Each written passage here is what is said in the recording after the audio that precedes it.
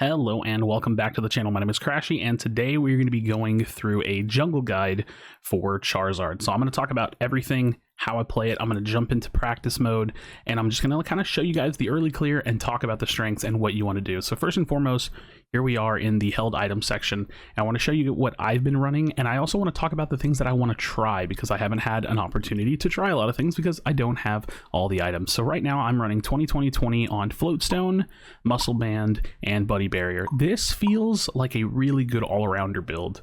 I really want to try throwing in another defensive item and running like 2 defensives and 1 attack and see how that feels. A part of me really wants to try running all-arounders with like full tank items, see how that feels. So there's so much discovery that needs to be done, and I can only talk about what's been working for me right now. So let's go ahead and do that. So Jungle Charizard, this Floatstone is great. Gives you attack damage, gives you movement speed, passive move speed increase when not in combat. Great jungle item, great Charizard item. Muscle Band, this item is incredible. When basic attack hit, the damage is increased by 3% on the opposing Pokemon's remaining HP. So you have percentage HP shred, which is great. Attack damage, attack speed increase, really, really great. Now, Buddy Barrier, oh my god, ever since I added this to the build, I'm loving it. This gives you 400 health at 20, obviously, and then you get a 40% HP shield for you and an ally that's lowest whenever you use your ults. This helps win team fights. I think Buddy Barrier, I'm just going to go ahead and say it, is one of the best items in the entire game. I think it's like anybody could use it. It's really, really good to max up because you can kind of put it on literally anyone. I think attackers are probably, maybe attackers and speedsters are like the ones that you would maybe not want to run it on, but even then, it would still work really, really well for them. So just saying, Buddy Barrier, probably the best item in the game, in my opinion, but yeah, this is the page that I'm using. So let's go on ahead and hit the main menu, and let's talk about the abilities. So let's look at move descriptions. So we start off, and you're originally going to want to get Flame Burst. This is our ranged attack. It's the 6-second cooldown ranged, and this is what you're going to use to jungle initially with. But I'm going to keep this brief because we're going to dive into the game. So first and foremost, the first upgrade you want to get is Fire Punch. The second upgrade you're going to want to get is Fire Blast. So cool. Now that we have that out of the way, let's go on ahead and jump into a game. All right, so we're loading into game, and first I want to go on ahead and say we are going to be using eject button. Didn't really touch on that. We're going to use eject button. In my opinion, it's the only battle item really worth taking, especially for jungle. It's great. You can use it offensively, defensively. It's great. So you want to run into the jungle. You're going to pick Flame Burst. You could leash that a little bit if you want to, and you're going to immediately start hitting Lillipup. So now we're burning through Lillipup and dead. Great.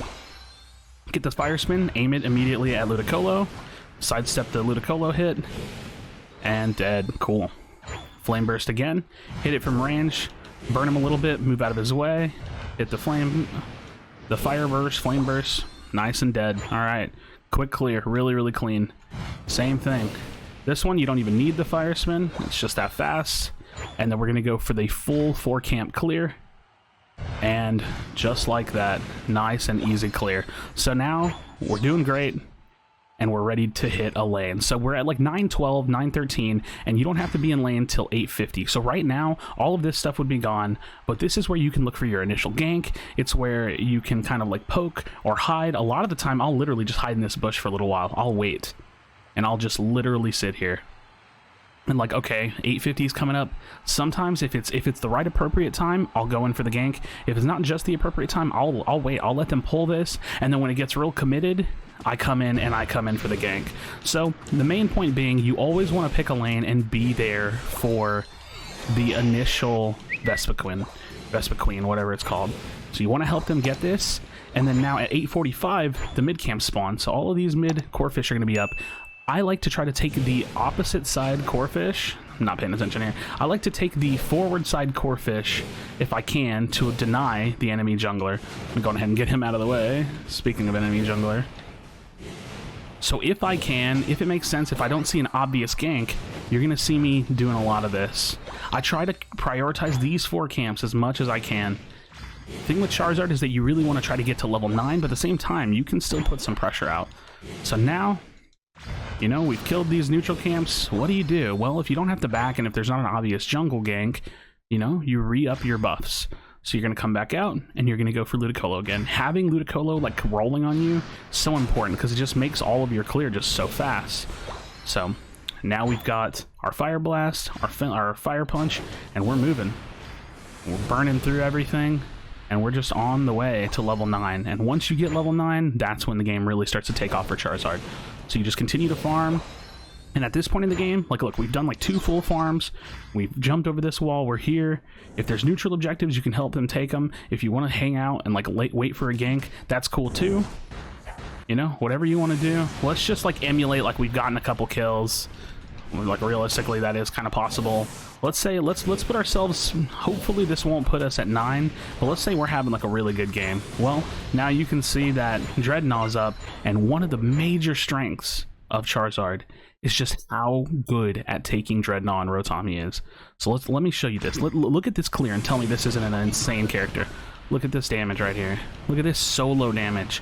I'm just shredding this, man. It's actually nuts. Sometimes I'll have laners just like push up, and instead of like feeling like I need them, I don't need them. And so, you know, we're less than halfway through the game. I'm 9. I instantly look for a gank. I start trying to find whatever fight I can get into because I want to ult as soon as possible. I want to get in there. Maybe I run myself back top. You know, I still have my buffs working. You don't really have to rebuff now. Now it's all about like using whatever advantage you got. And if there's people in lane, boom, I pop in here and I just burn them down. And at this point, being a jungler just comes down to making the best decisions you can. Whether you need to focus bot lane or top lane, you always want to have the objective of getting as much experience as possible. And that comes with like the priority list being like in lane neutrals, middle of the jungle neutrals. So like these core fish right here, like I want to take these from the map. I want to get this off the map so that way my enemy jungler or even my enemy laners can't get this. And then, you know, whenever you have a free moment, and maybe you've died, because you'll definitely die, you rebuff, you know, get your buffs back again, and then you go back at it. So it's pretty nice and sweet. I think that like this is definitely like the best scenario for Charizard, is putting him in the jungle. He scales so incredibly strong. Like I don't know how to explain it anymore. His late game, his ability to team fight is insane. He's one of the true like dive heroes, can really get in the back line and do some crazy damage, and you really just have to get in there and go for that level 9. Now I still go for ganks. You still put that lane pressure. Realistically, if you're just farming, you're gonna out farm everything there is anyway, so you pretty much have to go for lane pressure. But if you can get in there, man, he just does some crazy, insane damage. Don't be afraid to tower dive with him. Don't be afraid to get in there. Don't be afraid to start objectives and ultimately try to dominate with Charizard. So there you have it, guys. Let me know your thoughts in the comments section down below. I'm telling you, Charizard is massively underrated. He's one of those Pokemon that is really like is really making a difference in the meta, and I think in some team comps, and he's a phenomenal jungler, so give it a try. Let me know your thoughts in the comment section down below. What do you think about this? Do you like the abilities? Do you like the items? What would you try? Is this just something like you're like, I don't know, man, I don't see it? Let me know your thoughts. I would love to read them and give you guys some replies. So as always, thank you so much for spending your time with me here on the channel. Be sure to be kind to one another, tell someone that you love them, and I'll see you on the next video.